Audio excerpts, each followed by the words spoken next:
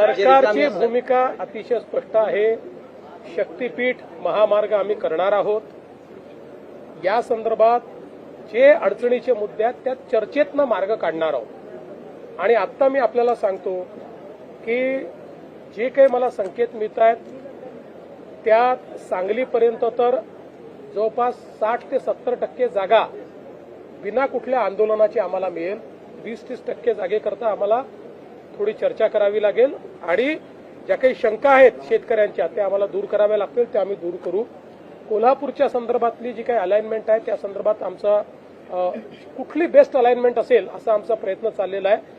कोल्हापूरमध्येही आता मोठ्या प्रमाणात लोक आम्हाला भेटतायत, जमीन घ्या म्हणून म्हणतायत, तशी निवेदनं देत आहेत।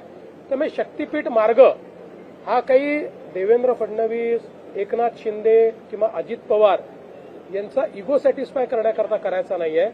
हा मार्ग मराठवाडा आणि राज्यातले सगळे दुष्काळी जिल्हे यांच्याकरता वरदान ठरणार आहे। मोठ्या प्रमाणात पर्यटनातनं रोजगाराची निर्मिती आणि जसं मी सांगितलं की शक्तीपीठ महामार्गामध्ये प्रत्येक 100 किलोमीटरमध्ये 500 ते 1000 शेततळी आम्ही तयार करणार आहोत।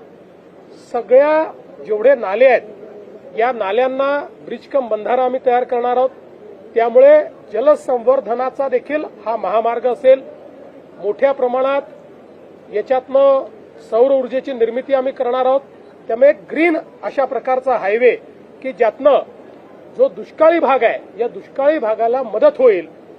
ज्यावेळी आम्ही समृद्धी महामार्ग केला याच्यापेक्षा जास्त विरोध लोकांनी केला आणि लोकांपेक्षा नेत्यांनी केला, पण आज ते सगळे समृद्धी महामार्गावर प्रवासही करतात आणि समृद्धी महामार्गाची त्या ठिकाणी प्रशंसाही करतात। त्यामुळे कुठलंही नवीन काम हातामध्ये घेतलं तर लोकांमध्ये गैरसमज असतात, त्यामुळे त्याला विरोध होतो। पण विरोधाकरता जर आपण या ठिकाणी सगळे इन्फ्रास्ट्रक्चर प्रोजेक्ट बंद केले तर महाराष्ट्राचा कधीच विकास होणार नाही। त्यामुळे लोकशाहीमध्ये ज्याला अधिक लोकांचा पाठिंबा आहे ती गोष्ट ही केली पाहिजे आणि या महामार्गाला अधिक लोकांचा पाठिंबा आहे। काही राजकीय लोक हे जाणीवपूर्वक राजकारण आणून त्याच्यामध्ये वेगळ्या प्रकारे त्याला नेण्याचा प्रयत्न करतायत, पण